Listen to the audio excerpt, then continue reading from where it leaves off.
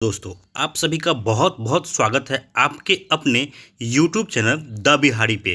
बिहार के जितने भी शिक्षक अभ्यर्थी हैं जो शिक्षक बनने का सपना संजोए हैं, आप सभी को हमारे तरफ से इस YouTube चैनल की तरफ से सभी मेरिटधारियों की तरफ से होली की बहुत बहुत शुभकामनाएं और यही आशा और उम्मीद करते हैं कि होली का यह त्यौहार आपके भविष्य में भी खुशहाली लाए, रंगों से भरपूर आपकी ज़िंदगी हो और जल्द से जल्द आपके ऊपर से बेरोजगारी का जो तगमा है ये हटे और आपको बिहार सरकार की तरफ से जल्द जॉब लगे। यही इस होली पे हमारी शुभकामना है अब आप सभी शिक्षक अभ्यर्थियों के लिए।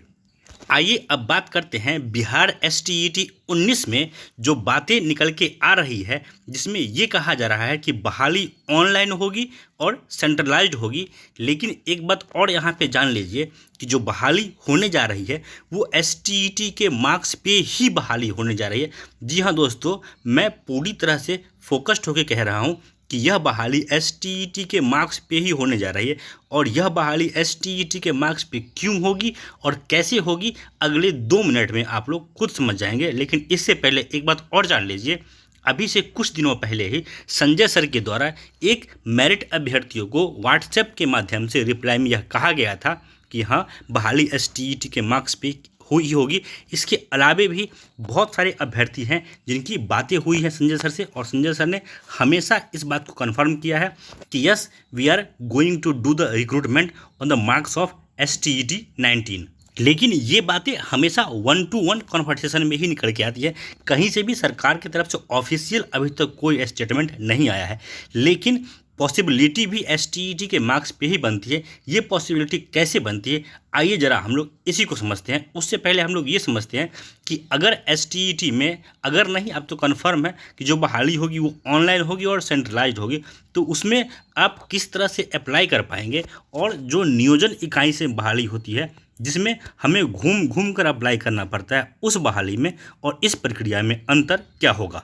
सबसे पहले यह समझिए कि अगर बहाली ऑनलाइन होती है तो इसमें आपको एक वेबसाइट होगा, उसमें एक आपको विंडो मिलेगा और उसमें आपको अपने आप को रजिस्टर करना पड़ेगा और उस रजिस्ट्रेशन में आपसे ज़्यादा कुछ नहीं मांगा जाएगा।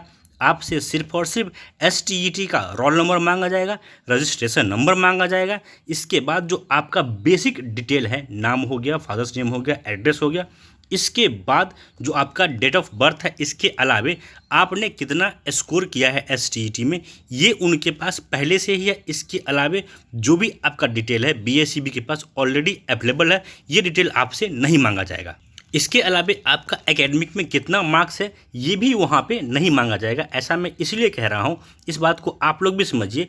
अभी 6th पेज में जो धांधली हो रहा है, अभी आप लोगों ने देखा होगा मधुबनी का मामला जो बहुत ज़्यादा हाईलाइटेड हुआ है, वहाँ पे जो धांधली हो रहा था उसमें लोग कर क्या रहे थे, उनका एकेडमिक में जितना मार्क्स था उस मार्क्स को अभ्यर्थी बढ़वा ले रहे थे, घूस दे करके, डोनेशन दे करके, गलत तरीके से, बैक डोर से कहिए तो पैसा दे करके अपना एकेडमिक मार्क बढ़वा के अपना मेरिट ऊपर करवा ले रहे थे।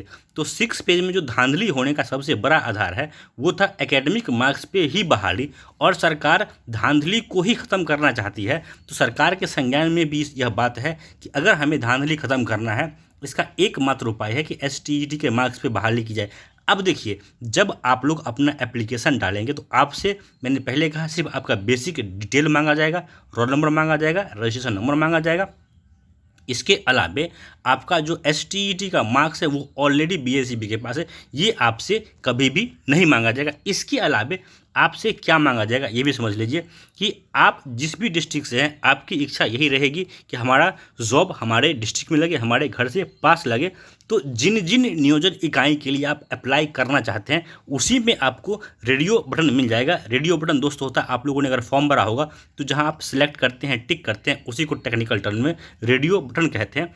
उस रेडियो बटन में आपको सिलेक्ट करना होगा। जैसे मान लीजिए कि आप, एक हो गया समस्तीपुर, दरभंगा है, मुजफ्फरपुर है, वैशाली है, मोतिहारी है, इन जिलों, पटना है, इन जिलों में आपसे या तो पूछा जाएगा कि किन किन जिलों में आप अप्लाई करना चाहते हैं, या फिर आपसे प्रेफरेंस पूछ लिया जाएगा। जैसे कि आप लोग को पता होगा, आप लोगों ने जो IBPS के थ्रू बैंकिंग का बहाली होता है, उसमें जब आप फॉर्म भरते हैं तो उसमें आपसे सभी बैंक का नाम वहाँ पे अवेलेबल होता है। आपसे बस 1-2 करके उसका रेफरेंस पूछा जाता है। आपसे सिर्फ प्रेफरेंस पूछा जाता है कि आप किस बैंक को फर्स्ट प्रेफरेंस देते हैं। अगर मान लीजिए जो लोग ज़्यादा लोग अगर पटना को प्रेफर करते हैं तो पटना का कट ऑफ कम जाएगा। अगर कम लोग समस्तीपुर को प्रेफर करते हैं, मुजफ्फरपुर को प्रेफर करते हैं, तो वहाँ का जो कट ऑफ है वो कम जाएगा। आपसे सिर्फ और सिर्फ नियोजन इकाई का रेफरेंस मांगा जाएगा और कुछ भी आपसे नहीं मांगा जाएगा।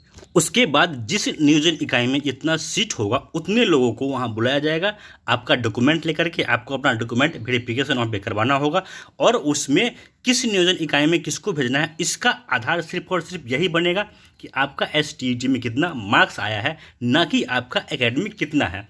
1 मिनट के लिए विचार कर लीजिए, 1 मिनट के लिए मान लीजिए कि अगर बहाली एकेडमिक पे होती है तो कितना समस्या होगा, क्योंकि अलग अलग लोगों का अलग अलग एकेडमिक है और उसके लिए फिर से एकेडमिक मार्क्स अगर अभ्यर्थियों को बोला गया कि आप फिल कीजिए तो फिर लोग वही धांधली करेंगे जो 5 लाख 7 लाख घूस दे करते थे। जिनका एकेडमिक 50% होगा वो अपना एकेडमिक वहाँ पे 60% भर लेंगे और एक फर्जी डॉक्यूमेंट बनवा लेंगे और पहुँच जाएंगे नियोजन निकाय में, कहेंगे हमारा तो एकेडमिक में 70% है। तो इससे धांधली बहुत ज़्यादा बढ़ जाएगी। लेकिन STET का जो मार्क्स है, जो आपके स्कोर कार्ड पे अंकित है, जो आपके सर्टिफिकेट पे लिखा हुआ है और वही मार्क्स BA के भी पास है, तो एकमात्र जरिया है STET का मार्क्स, जिसके आधार पर अगर बहाली हुई तो बहाली पूरी तरह से साफ़ सुथरी होगी और सही होगी। और मैं बार बार कह रहा हूँ, बहुत सारे सोर्सेज से यही बात निकल के आ रही है कि STET के मार्क्स पे बहाली होगी। जितने भी मेरिट वाले हैं इस बात के लिए निश्चिंत रहिए कि बहाली होगी, मौका सबको मिलेगा, लेकिन पहली जॉब मेरिट वालों को मिलेगी, इसमें कोई दो मत नहीं है। इसके अलावे जिनको आंदोलन के नाम पे अपना चेहरा चमकाना है वो आपको कुछ भी कह सकते हैं, आपको भड़का सकते हैं। अब आपकी इच्छा है कि आप किनके साथ जाना चाहते हैं। आप सरकार पे भरोसा करके वेट करके अपना जॉब लेना चाहते हैं या फिर भड़काने वाले और भरमाने वालों की बातों में आकर के इस बहाली को फंसा करके अपना भविष्य चौपट करना चाहते हैं। फैसला आपका है। और जो तर्क मैंने दिया है, जो बातें मैंने कही हैं कि STET के मार्क्स पे ही बहाली क्यों होगी, इसमें अगर आप लोगों को कुछ लगता हो नहीं आप जो ऐसा कह रहे हैं ऐसा नहीं ऐसा हो सकता है, तो कृपया कमेंट करके ज़रूर बताइएगा। मैं हर किसी कमेंट का रिप्लाई करने का कोशिश करूँगा। दोस्तों इस वीडियो में इतना ही, और वीडियो ख़त्म करने से पहले एक बार फिर से आप सभी को होली की बहुत बहुत बधाई। धन्यवाद।